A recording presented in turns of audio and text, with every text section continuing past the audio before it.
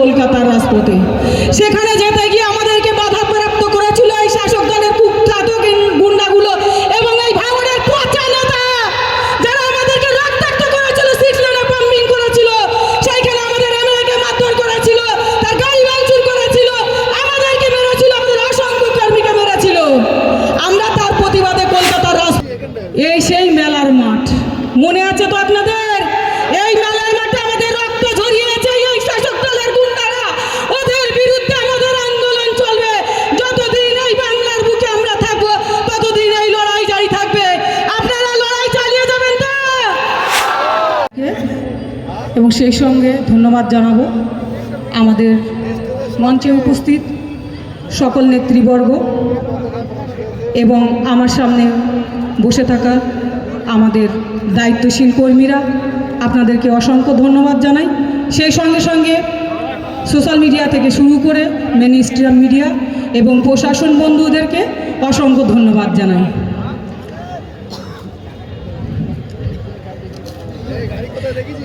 এই সেই মেলার মাঠ মনে আছে তো আপনাদের?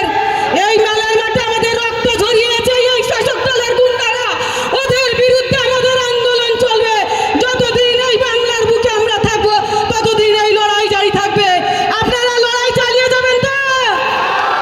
প্রিয় বিধায়ক এবং বিশ্বজিৎদাও আসতে পারতেন, আরও অনেকেই আসতে পারতেন, কিন্তু শাসক দলের চাটুকারিতার জন্য কোর্টে কেস করে সেখানে কোটি কোটি টাকা খরচা করে উকিল দাঁড় করিয়ে সেই প্রোগ্রামটা ক্যান্সেল করে দিয়েছে। ভাবছে ভাঙড়ের মানুষকে আমরা একদম চুপ করে দেবো, স্তব্ধ করে দেবো, কিন্তু না, ভাঙড়ের মানুষ আজকে বুঝিয়ে দিয়েছে যে আমাদের বিধায়কের নির্দেশে ভাঙড়েও আন্দোলন এই প্রতিষ্ঠা দিবসে চলছে। এ লড়াই জারি থাকবে। আপনাদেরকে লড়াই চালিয়ে যাবেন তো? 24শে লোকসভা ইলেকশন মনে আছে তো? সেই দিকে লড়াই লক্ষ্য রেখে আপনারা এগিয়ে যাবেন। আজ এই 21শে জানুয়ারি আমাদের ইন্ডিয়ান সেকুলার ফ্রন্টের প্রতিষ্ঠা দিবস ছিল কলকাতার রাজপথে। সেখানে যেতে গিয়ে আমাদেরকে বাধাপ্রাপ্ত করেছিল এই শাসক দলের কুখ্যাত গুন্ডাগুলো এবং এই ভাঙড়ের পচা নেতা যারা আমাদেরকে রক্তাক্ত করেছিল, সিক্সলেনে বম্বিং করেছিল, সেইখানে আমাদের এমএলএকে মারধর করেছিল, তার গাড়ি ভাঙচুর করেছিল, আমাদেরকে মেরেছিল, আমাদের অসংখ্য কর্মীকে মেরেছিল। আমরা তার প্রতিবাদে কলকাতার রাজপথে প্রতিবাদ করেছিলাম, কিন্তু সেই প্রতিবাদের ফল কি পেলাম? এই শাসক দলের কিছু নেতা থেকে শুরু করে আর প্রশাসনের, বলতে সত্যি খুব খারাপ লাগে, যারা আমাদের দায়িত্ব নেয়, যারা এই ভারতবর্ষ এই বাংলাকে সুষ্ঠুভাবে চালানোর জন্য যারা শপথ নিয়েছিল সংবিধানের, সেই পুলিশ প্রশাসন আমাদেরকে টেনে হিচড়ে মারতে মারতে নিয়ে গেছিল লালবাজারে। মনে আছে তো? তারই প্রতিবাদের দিন আজকে আমাদের। শুধু 21শে জানুয়ারি প্রতিষ্ঠা দিবস নয়, এই দিনের সঙ্গে আমাদের অনেক স্মৃতি জড়িত আছে। আমরা প্রত্যেকটা স্মৃতির হিসাব কিন্তু অক্ষরে অক্ষরে পালন করব, বুঝে নেব গণতান্ত্রিক প্রক্রিয়ায়। আমাদের মেরেছিল না? ওদের বুকে আমরা সিট বসিয়ে গণতান্ত্রিক প্রক্রিয়াতে ভোট করিয়ে পঞ্চায়েত দখল করেছি। এটা ভাঙড়ের মানুষ দেখিয়ে দিয়েছে ভাঙড়ের মানুষ সব কিছু পারে। মনে আছে আমাদের বিধায়ককে টেনে হিঁচড়ে নিয়ে গেছিল, আমাকেও চুলির মুঠি ধরে নিয়ে গেছিল। আমরা সেই দিনটা ভুলিনি। যারা এটা করেছিল তারা বাইরে খুলেআম ঘুরে বেড়াচ্ছিল আর আমাদেরকে ওই লালবাজারের কালকুটরিতে 16 দিন আটকে রেখেছিল।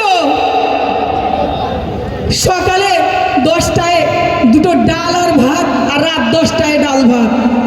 এই খেয়ে 24 ঘন্টা আমরা 16 দিন কাটিয়েছিলাম। সে কথা ভুলে যাইনি। এক ড্রেসে আমরা 1 সপ্তাহ কাটিয়েছিলাম, 10 দিন কাটিয়েছিলাম। না সেখানে আমাদের স্নানের ব্যবস্থা ছিল না, আমাদের সূর্যের আলো দেখতে দেয়নি, বিশেষ করে আমাকে। সেই দিনটা আমরা ভুলে যাইনি, আমরা সব মনে রেখেছি। সময় একদিন আসবে, তৈরি থাকবো বন্ধুরা, বুঝিয়ে দেব গণতান্ত্রিক পদ্ধতিতে। সময় আমাদের আসবে। আজ রাজক্ষমতা তোমাদের থাকতে পারে, কিন্তু একদিন এই রাজক্ষমতা আমাদের হাতে আসবে। সেই দিন ওই পুলিশ প্রশাসনের ওই সাদা পড়া গুন্ডাগুলোকে বুঝিয়ে দেবো, আর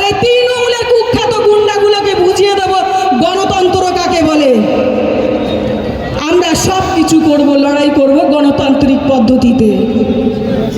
আমাদের এমএলএকে 42 দিন জেল খাটিয়েছিল, আমাকে 2 মাস জেল খাটিয়েছে, বিনা অন্যায়ে আমাদের 80 জন ছেলেকে জেল খাটিয়েছিল।